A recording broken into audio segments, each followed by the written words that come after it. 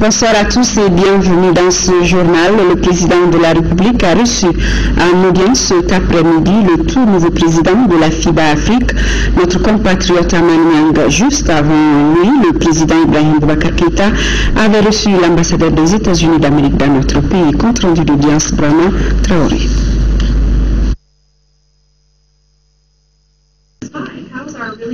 Entre le président Ibrahim Boubacar Keïta et l'ambassadeur Marie-Beth Léonard, les échanges ont porté sur le dernier sommet États-Unis-Afrique, un sommet qui avait regroupé une cinquantaine de chefs d'État du continent, avec comme principal sujet de discussion la sécurité, l'investissement et la bonne gouvernance. L'entrevue entre le président Keïta et la diplomate américaine a permis d'évoquer les acquis du sommet, surtout en faveur du Mali. Le Mali a été sélectionné comme l'un des 6 pays pour faire partie d'une initiative présidentielle, ça veut dire que ça passe d'année en année, de la gouvernance et la sécurité.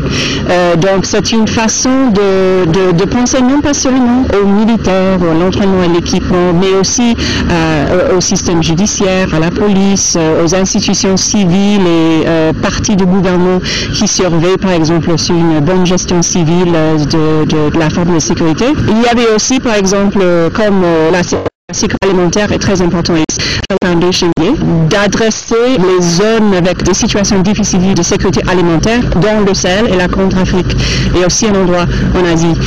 Donc c'est 100 millions de dollars pour encourager la résilience dans la production agricole. Après l'ambassadeur des États-Unis dans Aman Nyang, celui-ci est venu exprimer au chef de l'État et lui remercier pour tout pour la même occasion, expliquer au président de la République ses priorités à la tête de FIBA Afrique. On va tout mettre en œuvre pour avoir une communauté élargie, unie, mais très forte. Deuxièmement, nous avons dit qu'on fera tout pour que le basketball soit la première discipline sportive féminine du continent africain et la deuxième discipline sportive après le football.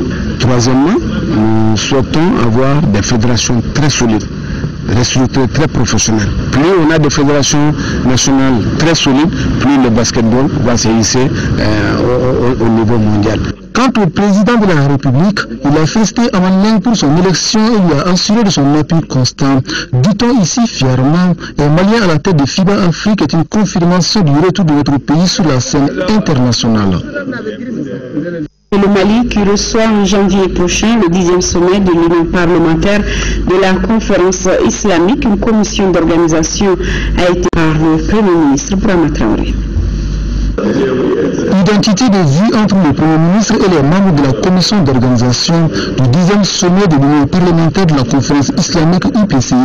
Les deux parties conviennent de la nécessité, voire de l'obligation de réussir l'organisation de cet événement, une véritable opportunité d'affaires pour nous. L'événement qui sera un réel projet pour le Mali, c'est un événement qui est... Donc je dirais que la nécessité est plus que jamais là pour que l'État, toutes les institutions et le gouvernement s'implique pour une parfaite organisation de cette rencontre de haut niveau est historique. Historique car c'est la première fois que le Mali est l'hôte d'un sommet de l'UPCI depuis son adhésion à l'organisation il y a plus de 2 décennies. Le Premier ministre Moussa Mara promet donc de soutenir la commission d'organisation pour relever le défi. Et le Premier ministre s'est engagé, comme il a toujours fait. C'est un événement de l'Assemblée, mais avant tout un événement national extrêmement important. Pour la première fois que le Mali ça va permettre au Mali de marquer son retour sur l'échiquier international, mais aussi de redynamiser ses relations diplomatiques avec les pays membres de l'OCI.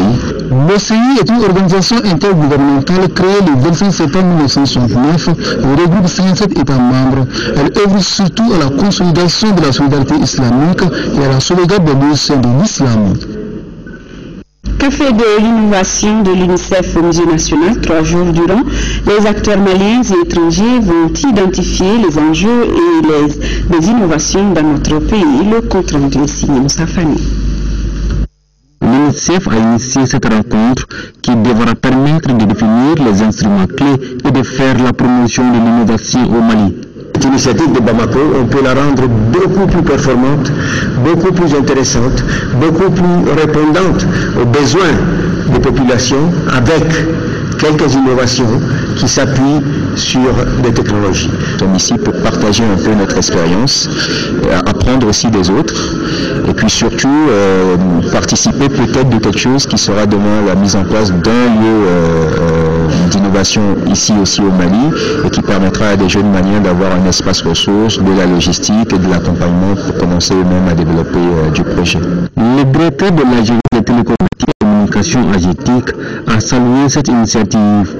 Selon lui, l'ambition des autorités maliennes est promouvoir l'innovation dans les pays. Il s'agit en fait donc de susciter l'esprit d'initiative et de créativité des jeunes. Les technologies en sont un outil, mais ce n'est pas uniquement ça. Il s'agit de l'innovation. Durant 3 jours, les participants dégageront aussi des pistes devant conduire à une appropriation des approches en matière d'innovation au Mali. Et l'ONG World Vision qui vole au secours des déplacés internes de Bamako, et cela grâce à un projet dénommé Projet pour le relèvement des personnes déplacées internes de Bamako. Le programme de 871 millions de francs permet à 1200 familles vulnérables de recevoir 50 000 francs, et cela pendant 5 mois. Cette première phase de ce projet concerne 514 ménages de la commune du district de Bamako. Chacun d'eux empoche pendant 5 mois la somme de 50 000 francs CFA pour accompagner les déplacés internes de Bamako à faire face à leurs besoins. Ce programme de 871 millions de francs CFA touchera en un an 1200 ménages dans les 6 communes du district de Bamako. Le projet BIP fait partie d'une action humanitaire le plus grande que World Vision Mali a initiée depuis quelques années. En effet, en comptabilisant les personnes de Bamako, Vision a transféré près de 7 millions de dollars américains. En plus de la distribution de cash, le projet prévoit également la formation de 350 personnes sur les modules de développement de plan d'affaires. La confection des cartes d'identité pour 300 adultes et le lancement des actes de naissance pour 200 enfants sont également prévus par ce projet. À Gao, Gunzurei et Sonny Alibert, World Vision a réalisé 14 forages positifs et réhabilité des pompes manuelles qui ont facilité l'accès à l'eau à 26 350 bénéficiaires directs. Ce geste qui se poursuivra dans les autres communes du district de Bamako a une seule motivation, celle d'améliorer les conditions de vie des déplacés internes affectés par la crise multidimensionnelle qu'a connue notre pays en 2012. Après Kaye Mopti, les députés de la Commission de développement rural de l'Assemblée nationale étaient alliés avec les acteurs du monde rural de la région de Koulikoro sur les préoccupations de la campagne en cours. Envoyé spéciaux, c'est de Sissoko, nous Sissoko. Des pluies précoces ayant ensuite connu un arrêt prolongé ont perturbé par endroits le calendrier agricole à Koulikoro. Mais depuis le début du mois d'août, les précipitations sont normales selon les services techniques et les producteurs. Les premiers semis, quand même, sont dans un aspect vraiment satisfaisant. Les réalisations ont atteint un niveau vraiment satisfaisant. Selon les responsables régionaux, un dispositif de veille est en marche pour contrer les menaces acridiennes et aviaires qui planent sur la campagne agricole. Quant à l'engrais subventionné par l'État, sa réponse est jugée satisfaisante par les ministères. Pour la distribution des intrants, la Chambre doit intervenir pour identifier pour que les gens ne profitent pas de l'intrant pour faire des spéculations.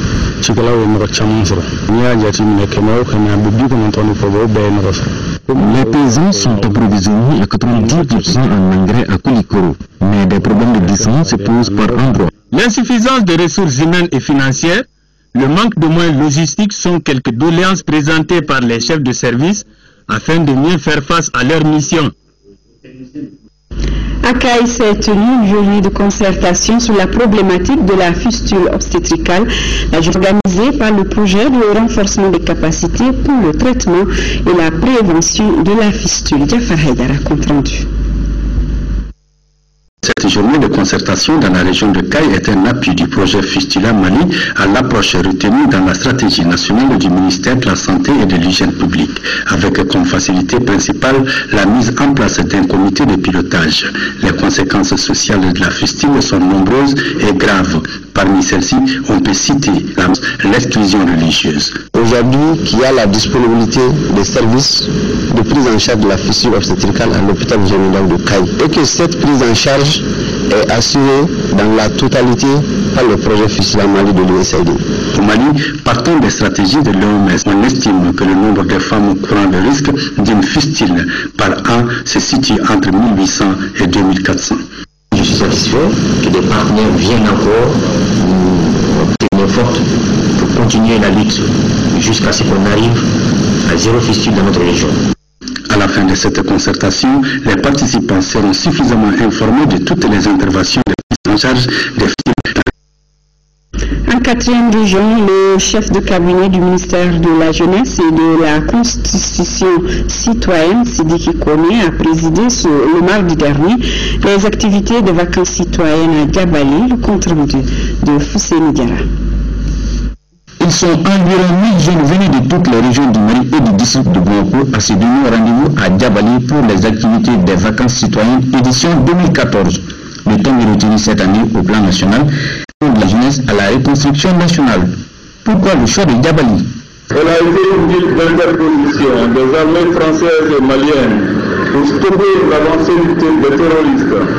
Pendant ces affrontements, plusieurs bâtiments, dont le foyer des jeux. Les jeunes du Mali en communion exécuteront de nombreuses activités citoyennes. Nous allons faire la réhabilitation de la maison des jeunes de Diabali. Nous allons faire des reboisements et aussi nous allons faire tout ce qui est assainissement de l'environnement. Une telle mobilisation nécessite la vigilance des jeunes. L'organisation des vacances citoyennes, c'est d'amener les jeunes à partager leurs expériences, c'est de les mettre ensemble aussi pour contribuer à la construction nationale. Ce rendez-vous de la jeunesse a été accueilli dans une liesse populaire à Diabali. Le tournée du président du conseil régional de Kidal, cela en vue de relancer les activités économiques dans la région. Deuxième objectif, procéder au paiement des projets individuels et associatifs de la région de Kidal. Dauda Zoumana Traoré. Ce programme économique qui entre dans le cadre de l'appui aux services sociaux de base vise à promouvoir l'économie locale dans la région de Kidal. Ainsi, 85 bénéficiaires vont se partager 206 millions de francs CFA. Les secteurs concernés sont l'élevage, le commerce général, l'artisanat, le maraîchage, l'assainissement, le creusement des mares, entre autres. Ceci rentre dans le cadre du programme de relance des services sociaux de base et de soutien à l'économie locale de la région de Kidal. Au cours d'une série de remises officielles des fonds, les bénéficiaires n'ont pas caché leur satisfaction. Avec le retour de la paix aujourd'hui, vraiment c'est quelque chose qui nous permettra de vivre dignement. Je suis un maraîcher avec ce projet. J'espère vraiment redémarrer les activités. Pour appuyer les bénéficiaires répartis entre les communes de Kidal, Anefif, Essouk, Aguelok et Tessalit, des ONG régionales sont engagées pour le suivi régulier. Le suivi aussi a démarré déjà et vers la fin de septembre, on va tout finir. Ce contrat, on l'a signé avec l'Assemblée régionale de Kidal. Donc ça concerne dans la commune urbaine de Kidal 12 jeunes et 7 femmes. Le partenariat Ambassade de France, ANICT et le Conseil régional de Kidal entend mener d'autres actions de réalisation d'infrastructures et de projets associatifs. Et pour finir, vous le savez déjà, la grève de 48 heures déclenchée par l'UNTM prend fin cette nuit même à minuit. Aussitôt après, l'UNTM reprend son programme normal. À minuit passé de quelques secondes, vous pourrez donc suivre l'émission Top Étoile. Pour les informations, je vous retrouve demain à 13h et celle du soir vous seront présentées par Nina Traoré.